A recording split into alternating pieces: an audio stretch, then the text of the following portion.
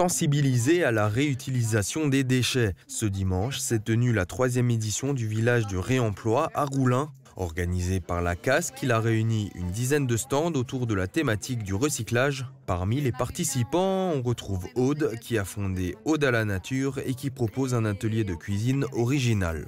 Ici, on fait de la cuisine anti-gaspi. En fait, je propose comment utiliser les plantes sauvages pour recycler des restes et puis refaire des plats et les sublimer. On a utilisé de l'ortie et de la berce. Alors, on a fait des petites chips de plantes qui donnent un côté croquant et ça, pour recycler des restes, c'est pas mal parce qu'on rajoute du croquant dans le plat, on fait quelque chose de joli. Et là, on fait des pestos aux plantes, donc différentes variantes qui peuvent être intégrées dans des restes, dans des gratins, dans des plats, dans des cakes. Le public présent a aussi pu découvrir des ateliers de fabrication d'objets divers, de création de papier et carton recyclés et de fabrication de mangeoires à oiseaux. Un stand d'objets en parfait état jetés en déchetterie était aussi installé. On a là des voitures radioguidées avec tout le matériel encore qui va bien, la batterie, le cordon, on a des lampes sur pied, on a un casque hyper propre et neuf. Ça, c'est ce qui a été déposé en déchetterie. Certains, comme Malika, ont plutôt trouvé leur bonheur dans la zone de gratuité. J'ai récupéré quelques jeux de société pour le périscolaire d'Olva, parce qu'on n'a jamais assez de jeux de société, donc... Voilà, comme en plus c'est gratuit, donc ils sont en bon état, donc fait une bonne action. Ça fait bénéficier des associations qui n'ont pas forcément les moyens d'acheter des jeux ou des vêtements ou des choses comme ça, quoi.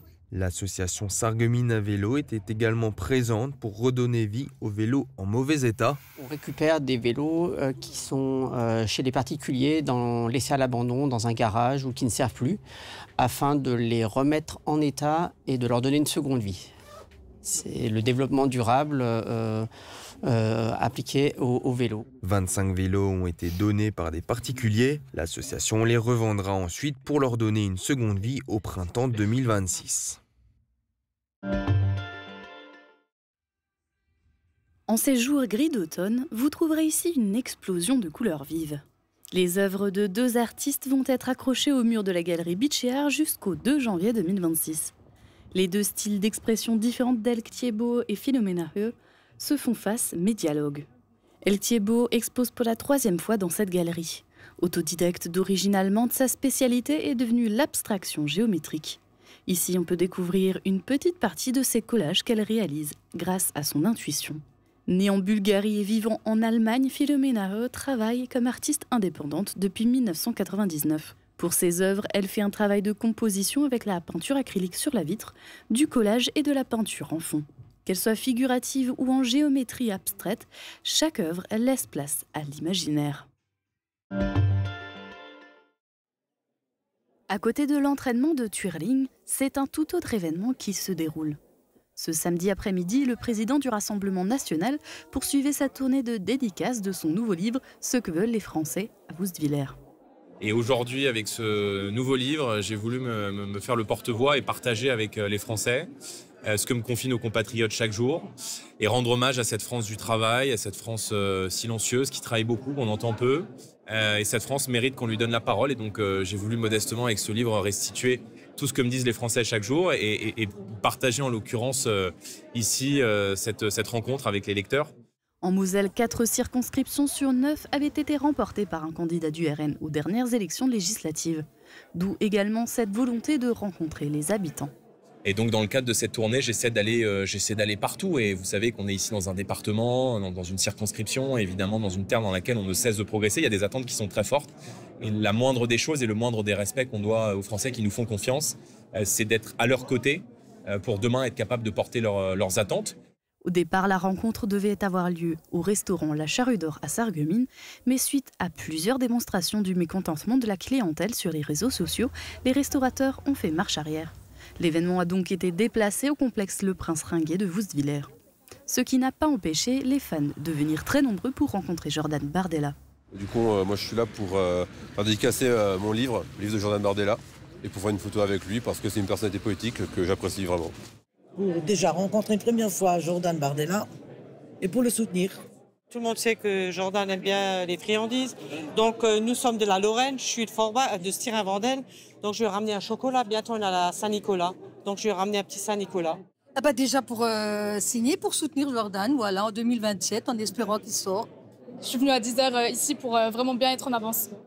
Le député Pascal Jemft l'avait également invité à se rendre dans le territoire pour sa tournée littéraire. Et quand on se rapproche, on va voir des choses dans la texture danseuse. Je vais un peu plus questionner, qui va évoquer des choses. Clairement là, ça évoque la lave, le feu. Vous pouvez découvrir ces œuvres à partir du 15 novembre au Moulin de la Bise. Il s'agit de la 9e édition de Made in IEAC, un partenariat entre les musées de Sarreguemines et l'Institut européen des arts céramiques de Guebwiller. C'est ça, c'est tous les 2 ans. Donc l'IEAC a ce partenariat fort. Ça nous permet effectivement d'être visible en tant que structure de formation, d'être aussi sur un territoire qui est un petit peu plus éloigné que l'Alsace, toujours réunis autour de ce sujet de la céramique. Le dialogue entre l'ancien, le patrimoine et le contemporain, c'est quelque chose qui nous intéresse beaucoup aussi. Donc c'est une opportunité pour nous d'être ici. Les œuvres ont été réalisées par 4 céramistes diplômés de l'école cet été. Salomé Le Saffre, Sophie Lolin, Justine Plaisance et Milena Ziatkowski. C'est le début de leur carrière professionnelle d'artistes céramistes. Alors c'est une de leurs premières expositions vraiment dans un contexte professionnel, dans un endroit qui n'est pas anodin. Hein. On est quand même dans un musée et en particulier ici l'espace d'art contemporain du musée.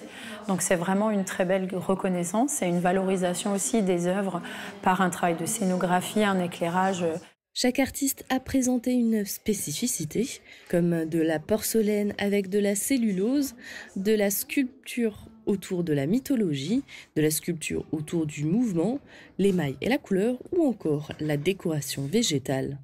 Vous avez jusqu'au 20 avril 2026 pour découvrir l'exposition.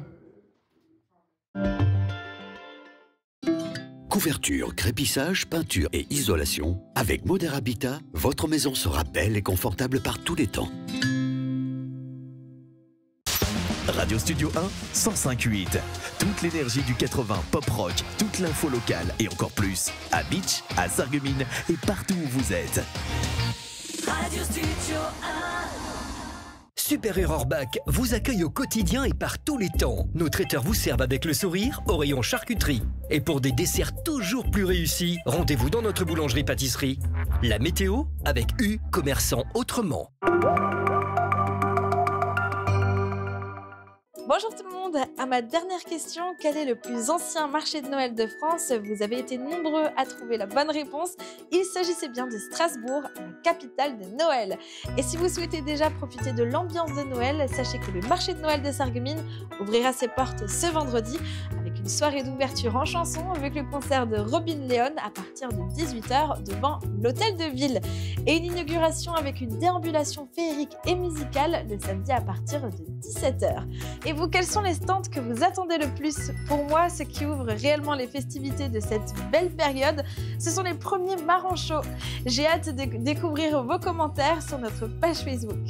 Et côté météo pour demain, c'est une belle journée qui nous attend avec un ciel bien dégagé et un soleil très présent. Mais pour autant, ça continue de se rafraîchir du côté des températures avec 1 à -2 degrés pour les minimales et 5 à 6 degrés seulement pour les maximales.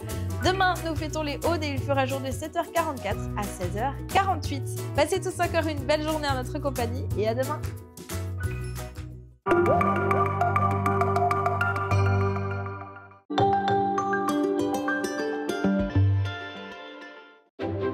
Il était une fois dans une vallée des Vosges du Nord, un petit enfant qui ne voulait pas grandir. Marguerite! Viens ici maintenant! Peter Pan in Beach, in Switzerland, la comédie musicale des fêtes de fin d'année pour toute la famille. Du 26 décembre au 4 janvier, au cœur du site verrier de Meisenthal. 4e room balai, sur la gauche, direct jusqu'au matin. Vivez la magie d'un Noël faïencier du 21 novembre au 24 décembre à Sarreguemines. Promenez-vous au cœur du centre-ville dans une ambiance de féerie avec marché éphémère, animation, spectacles, expositions, concerts, rencontres avec le Père Noël et plein d'autres surprises. Ne manquez pas le concert de Noël avec Robin Leon pour l'ouverture le 21 novembre à 18h et l'inauguration avec les Nomikis le 22 novembre à 17h. Partez à la rencontre de Saint-Nicolas le 6 décembre et émerveillez-vous lors de la Sainte-Lucie le 13 décembre. Le marché de Noël de Sarreguemines vous est proposé dans le cadre de Noël de Moselle. Programme complet sur noël.sarreguemines.fr. Le rayon fournil d'Intermarché Sarreguemines et Beach vous invite à une pause gourmande. Thym croustillant, croissant doré, tarte et gâteau du jour, chaque fournée embaume l'allée d'un parfum chaleureux. Et pour vos pauses déjeuner, une belle sélection de sandwichs frais, prêts à emporter. Du bon, du simple et toujours à prix juste. Intermarché, tous unis contre la vie chère.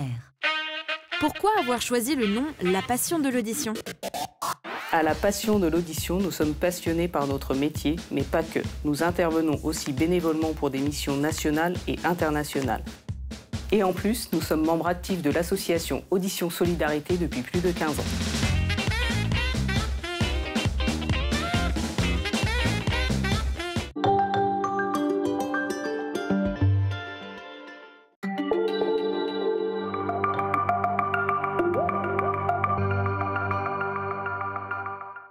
Bonjour à tous, mon invité du jour c'est Arsène Schmitt, le président du comité de défense des travailleurs frontaliers de la Moselle. Salut. Bonjour, ça va ? Ça va, merci. Alors vous êtes présent à mes côtés aujourd'hui pour parler de l'Assemblée Générale qui s'est déroulée hier et une nouvelle fois il y avait énormément de monde à la salle de l'Hôtel de Ville de Sarreguemines. Comment on ressort d'un moment comme ça ? C'était la 47e Assemblée Générale, donc ce fut un grand succès. Les travailleurs frontaliers sont venus en masse comme chaque année nous apporter leur total soutien, c'est très important nous, ça fait chaud au cœur quoi, hein, quand ils viennent ici pour nous encourager. La bataille dure déjà depuis 48 ans, donc cette Assemblée Générale a nouveau dit avec force stop à toutes les discriminations qui frappent les travailleurs et retraités frontaliers. Stop à cette Union européenne de malheur qui génère, qui détruit toutes nos conquêtes sociales et qui veut nous faire travailler jusqu'au tombeau, jusqu'à 70 ans. Et pour dire stop à la guerre provoquée par les USA avec leur caniche, j'ai toujours européen. Voilà à peu près l'ambiance, le contexte. Et c'était une assemblée générale très appréciée également par tous les intervenants qui étaient là. Des délégations syndicales allemandes et comme françaises, notre avocat Ralf Blindauer. Donc tu as pu voir quand tu as filmé l'ambiance de la salle, donc elle était bien. Vous avez été une nouvelle fois fidèle à vous-même, dans le sens où vous avez pris la parole pendant plus d'une heure et quart, une heure et demie. D'ailleurs, c'est le Fidel Castro qui parle de nouveau, donc, mais il y a tellement de choses à dire, je ne peux pas réduire mon discours, c'est toujours un peu plus que d'une heure et quart à peu près. Ouais. Et comment vous faites pour conserver cette fibre syndicale à l'âge que vous avez, 77 ans, je crois ? 77 ans, ben oui, je suis tombé dans la marmite syndicale à l'âge de 14 ans, donc mon métier c'est compositeur-typographe, donc j'ai travaillé 10 ans à l'imprimerie Pierron. Et quand je suis rentré le premier jour en apprentissage, tout de suite, les anciens ont dit se syndiquer, Fédération française des travailleurs du livre, premier syndicat de France, créé en 1880. Et il fallait qu'on aille à toutes les réunions syndicales, à Sarreguemines, à Metz, assister au combat du monde ouvrier pour défendre nos droits. Donc il fallait s'engager. Donc mon père était syndicaliste aussi. Donc voilà, donc c'est comme ça, c'est dans mes gènes. Je suis un militant. Dans l'imprimerie où je travaillais en Allemagne, donc j'étais président du comité d'entreprise, toujours élu à 98%. Donc ça veut dire que j'ai bien fait mon boulot, quoi. Et depuis toutes ces années, votre discours n'a pas changé, toujours le même ?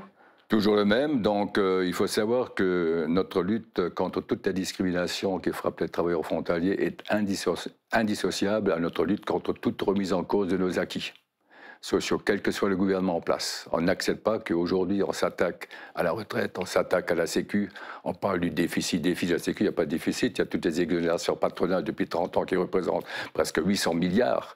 Donc on ne raconte pas des conneries. On s'attaque à l'assurance chômage, on s'attaque à nos statuts, etc., etc. Donc ça, nous, on ne l'accepte pas. Donc nos deux combats vont de pair. Depuis 47 ans, c'est gravé dans le marbre chez nous. Et quelles sont vos revendications actuelles ? Le gros dossier, c'est toujours un dossier récurrent, c'est-à-dire la non-reconnaissance des taux d'invalidité. Il faut savoir concrètement, un travailleur qui a bossé 5 années en France, il a travaillé 30 ans en Allemagne, il est malade, handicapé, donc la France va le reconnaître invalide. Et l'Allemagne va dire, chez nous, vous pouvez encore faire un petit travail. Alors c'est marqué dans les conclusions des médecins conseils. Vous n'avez plus le droit de vous courber, vous n'avez plus le droit de porter des charges lourdes, vous n'avez plus le droit de monter les échelles ni les échafaudages, vous n'avez plus le droit de travailler dans la poussière, vous n'avez plus le droit de faire du travail posté, mais vous pouvez faire encore un travail léger comme caissier dans une station d'essence, c'est marqué noir sur blanc, ou bien comme portier. C'est un scandale, ça. Où ce travailleur va trouver un tel travail? C'est honteux. Donc, parce qu'il n'y a pas de reconnaissance des taux d'invalidité entre la France et l'Allemagne, ça veut dire donc ce travailleur aura une petite retraite française d'une centaine d'euros, et toute la partie allemande, il n'y a rien. Et comment faire pour faire en sorte que cela cesse nous n'arrêtons pas d'alerter les ministères, du côté allemand, côté français, au niveau de la Commission européenne. Mais il n'y a aucune volonté politique, pour ainsi dire, de régler ce problème. Et de gros dossiers ont été réglés, comme le régime local, le calcul des indemnités journalières de chômage en fonction du salaire réel, l'extension de la zone frontalière, la réintégration des frontaliers retraités dans le régime local qu'ils ont éjecté en 1998, l'exonération de la CSG sur les salaires. Il faut savoir qu'on a gagné devant la Cour de justice européenne. Il faut savoir que, avec cette exonération, depuis 1998, les travailleurs frontaliers économisent, ils ont un plus de 8% sur leur fiche de paye chaque mois. Donc quand il y a certains qui viennent chez nous, « Ah, j'ai encore pas eu besoin de vos services », alors moi je leur rappelle toujours toutes ces revendications satisfaites, ils sont concernés par tout ça. Alors il fait voir le calcul, ça fait 30 ans que tu travailles en Allemagne, les 8% sur le salaire, c'est 60 000 euros que tu as gagné grâce au comité des frontaliers pour une petite cotisation de 35 euros. Hein? Et comment ils sont, du coup, les membres du syndicat? Est-ce qu'ils partagent vos idées? Parce que quand vous avez pris la parole hier, vous parliez de lutte des classes, de révolution. Oui, bien sûr, oui, exactement. Est-ce qu'ils adhèrent? Est-ce qu'ils sont prêts à se mobiliser pour tout ça? On n'a pas viré notre cutie depuis 1977. On a mis en place dans nos statuts le rôle du comité, c'est notre philosophie, c'est rassembler tous les travailleurs frontaliers afin qu'ils ne soient pas une masse anonyme et inorganisée, défendre leurs droits, agir auprès des autorités nationales, internationales, européennes pour faire aboutir nos légitimes revendications et faire corps avec le monde du travail. Solidarité syndicale allemande, française, avec toutes les forces progressistes qui luttent pour la justice sociale, la liberté, contre le racisme et la paix. Donc tout est dit. Donc les travailleurs qui viennent chez nous, donc ils ont nos statuts en main, ils voient ça, donc voilà, ils abondent dans cette perspective, quoi. C'est logique, quoi. Hein. Donc voilà notre philosophie, quoi. Hein. Et les interlocuteurs que vous avez en face de vous, que ce soit les hommes politiques ou les chefs d'entreprise, est-ce que c'est pas trop brut comme discours pour faire avancer les choses? Il faut être très brut des fois, hein. Toujours être poli, bien entendu, mais il faut frapper un grand coup quand il le faut. Et nous, on n'accepte pas ces discriminations, ces scandales comme la non-reconnaissance des taux d'invalidité. Le scandale qui va arriver maintenant, si on n'arrive pas à le bloquer, c'est la réforme du système d'allocation de chômage. Actuellement, nous sommes indemnisés au pays de résidence, bien que nous payons nos cotisations sociales en Allemagne. Mais si maintenant, parce que la Commission européenne déjà en est arrivée à bloquer ce système en 2018-2019, où ils veulent maintenant que c'est le pays d'activité qui verse les allocations de chômage. Ça veut dire quelles seront les conséquences pour les travailleurs frontaliers? Ça va être la catastrophe, parce que le travailleur frontalier devra s'inscrire en Allemagne. Donc il faut qu'il aille à Saarbrück, il faut qu'il aille à Saarlouis, ou bien il faut qu'il aille à Neunkirchen, même à Kaiserslautern pour s'inscrire à l'Agentur für Arbeit, c'est le France Travail allemand. Donc une distance de 300 km aller-retour. S'il y a un litige avec ces caisses, il faut saisir les tribunaux allemands, ça va entraîner des coûts énormes. Et surtout, la formation professionnelle qui est pratiquement impossible en Allemagne du fait de la barrière de la langue. Et surtout pour nos anciens. Donc aujourd'hui, si maintenant l'Allemagne serait compétente, un gars de 61 ans ou 60 ans qui se fait licencier, il aura 2 ans de chômage, il aura 63. Et après, il n'y a plus rien. Donc jusqu'à 67 ans ou bien 66, quand il y aura la retraite allemande qui va tomber, il sera sans revenu. Alors qu'actuellement, en France, il y a un maintien des droits. Si France Travail, il y a de réglementation France Travail, si à l'âge de sa retraite légale, il n'a encore pas suffisamment de trimestres français pour toucher une retraite, c'est très technique, hein, pour toucher une retraite française, il a le maintien des droits jusqu'à 67 ans au maximum. Donc il a 67 ans, il peut liquider ses 2 retraites. Et si ça passe, ça va être la catastrophe. Et nous n'arrêtons pas actuellement au niveau du Parlement européen, au niveau des politiques, de dire maintenant stop, il faut arrêter vos conneries, quoi. Hein. Et quand on dit ça, j'ai vu le représentant de la Commission européenne de la Direction des affaires sociales, M. Dion, il est en face de moi, comme toi. Il dit, écoutez, M. Dion, qu'est-ce qui se passe avec les anciens, là? Ils ont bossé 35 ans, et après 4 années, il n'y a plus rien. Le RSA, éventuellement en France. Alors, ils baissent la tête, ils commencent à rougir, terminé. Voilà, les technocrates qui ne connaissaient rien à la problématique du travail frontalier. Nous vivons cette situation sur le terrain. Hier, c'était un peu la grand-messe avec cette Assemblée Générale. Quelles sont les actions que vous menez au quotidien? Est-ce qu'il y a des gros mouvements prévus les prochaines semaines, prochains mois? Actuellement, nous tenons nos permanences qui vont de Bitche à Bouzonville, donc les permanences sont bondées, donc il y a Hubert Krebs, notre vice-président, qui a fait un petit rapport au sujet du fonctionnement des permanences, des milliers de travailleurs qui passent dans l'année, surtout notre spécialisation maintenant au niveau fiscal, parce que nous avons maintenant une militante qui est chez nous, donc qui travaille aux impôts, une inspectrice générale des impôts. Donc nous avons développé un peu notre commission fiscale, donc ça afflue, quoi. Hein, donc, et bien sûr, nos actions sont toujours, quand il y a des syndicats qui appellent à la mobilisation, nous sommes à leur côté, quoi. Hein. Mais nous disons toujours, il faut la grève générale. Ça ne suffit rien de faire... On était à Metz en 2020-2024 contre la réforme des retraites. 10 fois j'étais à Metz avec nos drapeaux et notre banderole. Mais les manifestations saute-mouton, ça ne sert à rien. Il faut maintenant frapper un grand coup. 3 jours de grève générale et voilà, et l'affaire est gagnée. C'est plié. Est-ce que vous pouvez juste me rappeler du coup les jours de permanence sur Bitche et sur Sarreguemines? Sur Sarreguemines, c'est tous les mardis matins de 9h à 11h, tous les vendredis matins de 9 à 11 et le vendredi après-midi de 15h à 18h30. Donc Bitche, c'est une fois dans le mois. Il y a Rohrbach-les-Bitche tous les jeudis, sans rendez-vous. À Sarreguemines, il faut les rendez-vous. Et à Forbach, j'ai dit, Forbach, Styrin, Faribert-Suiller, Greuzwald, Bouzonville, voilà. Donc, Ok, vous êtes partout, à plein d'endroits pour permettre aux travailleurs frontaliers de venir prendre de l'information et puis du soutien dans les difficultés qu'ils peuvent éprouver au quotidien. Merci beaucoup Arsène Schmitt d'avoir partagé ce moment avec moi et à la prochaine. Et nous avoir donné l'actualité du syndicat.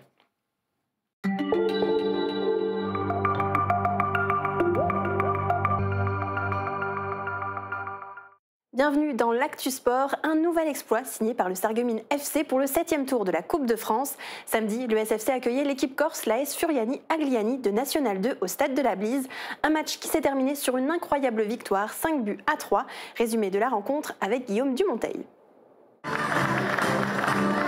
Certaines années, le SFC brille en Coupe de France de football et cette saison, les joueurs du Sarreguemines Football Club se distinguent à nouveau dans cette compétition.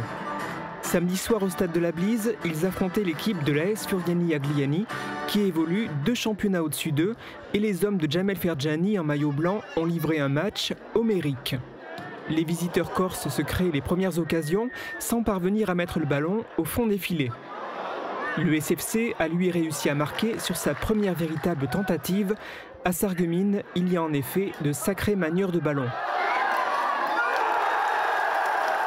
Nouvelle illustration 5 minutes plus tard, à la 23e avec Lucas Schnepp, le tube du moment au stade de la Blise. 2-0 à la mi-temps pour les joueurs locaux qui étaient pourtant loin d'être favoris au coup d'envoi. Au début de la seconde mi-temps, les visiteurs se créent une occasion de marquer qui paraissait inratable, mais ils l'ont finalement raté. Incroyable mais vrai. Que dire ensuite du 3e but sarregueminois signé Cécile Stephenson, pas forcément réputé pourtant pour ses qualités de buteur. Sarreguemines paraissait à ce moment-là injouable et irrattrapable. La suite nous prouvera finalement que non, car à l'heure de jeu et en l'espace de 2 minutes, le SFC a encaissé 3 buts. Une véritable remontada. Dur à digérer tout ça. On essaye de rester lucide parce que malgré l'égalisation, on était encore dans le match. Il y avait des tirs au but en perspective. Après, voilà, on sait qu'on a la capacité de pouvoir marquer des buts, de piquer. Et puis, on avait aussi une confiance dans notre gardien pour une ultime épreuve de tir au but. Donc, je restais quand même serein. La dynamique semblait avoir changé de camp, mais le cauchemar s'est arrêté. Les faïenciers ont relevé la tête et à la 66e minute de jeu, un joueur corse a été expulsé. 10 minutes plus tard, le Sarreguemines Football Club reprenait l'avantage et à la toute fin de match, les joueurs locaux ont inscrit un 5e but, électrisant à nouveau le stade de la Blise. Les supporters ne sont pas prêts d'oublier ce match de folie. Dans moins de 2 semaines, le week-end du 29-30 novembre, c'est une équipe de prestige qui viendra à Sarreguemines pour défier le SFC à l'occasion du 8e tour de la Coupe de France, l'AS Nancy-Lorraine. Les Meurthe-et-Mosellans, qui évoluent cette année en Ligue 2, ont éliminé hier après-midi Tomblaine 5-0. On jette un œil sur les résultats des autres équipes du secteur en Coupe de France. Une qualification historique pour l'équipe de Frémin en Régional 2. Elle s'est imposée au tir au but face à Wittenheim, également en Régional 2. Frémin affrontera le Racing Besançon au 8e tour. Sarre-Union en Régional 1 s'est aussi imposée suite à des tirs au but face au FC Villars en Régional 2 et affrontera Sochaux pour atteindre les 32e de finale. Et l'aventure s'arrête pour l'US Forbach qui s'est incliné 2-0 face au Red Star, un club de Ligue 2. Du côté de l'AS 08 en championnat de Régional 2, l'équipe A était en déplacement à Adamsvillers et est revenue avec une nouvelle victoire, 3-2. Prochaine rencontre à domicile le samedi 22 novembre à 18h30 face au FC Sarrebourg. Côté classement, l'AS 08 ferme le trio de tête avec 15 points. Ils comptent bien reprendre le titre de champion de France par équipe. Les lutteurs de l'AS Sarreguemines Lutte ont disputé leur première journée à domicile face à Saint-Thirier-la-Perche et ils ont signé une belle victoire. Sur 12 affrontements, ils en ont remporté 8. Retour en images sur la soirée avec Guillaume Dumonteil et Thibaut Desmerlet.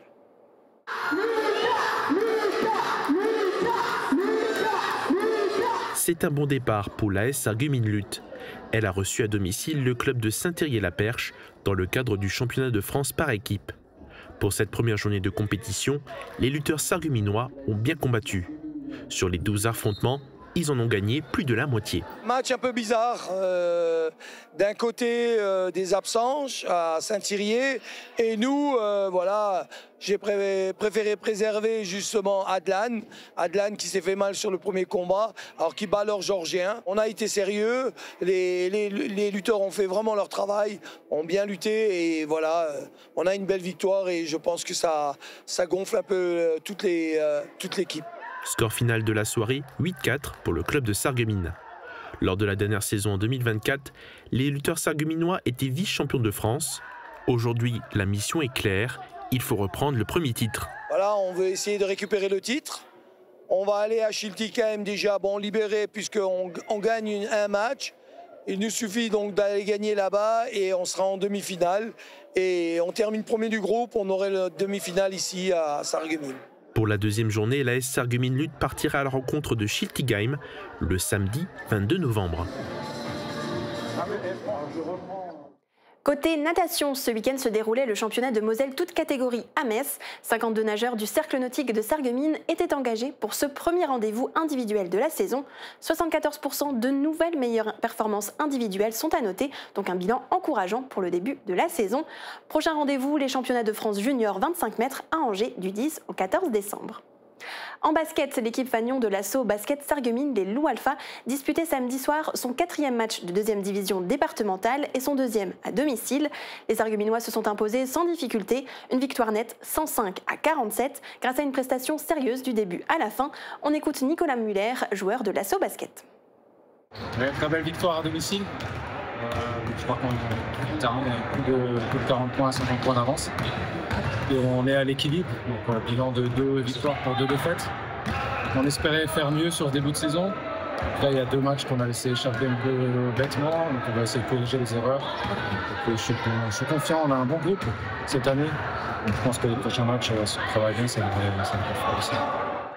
L'ambition pour l'équipe reste la montée, même si l'objectif prioritaire demeure d'assurer le maintien le plus rapidement possible. Après un déplacement à Tuquenieu le week-end prochain, les Loups Alpha joueront à domicile le samedi 29 novembre à 20h30 pour affronter le BC Mézières-les-Messes au gymnase du lycée Henri Nominé à Sarreguemines. Et cette soirée avait aussi une saveur particulière. Les joueurs inauguraient leur nouveau maillot, un modèle spécial rendant hommage à l'histoire de Sarreguemines et à sa grande tradition faïencière. Merci à Frédéric Ouvert pour les images et les interviews. L'Actu Sport, c'est fini pour aujourd'hui. Passez une belle journée.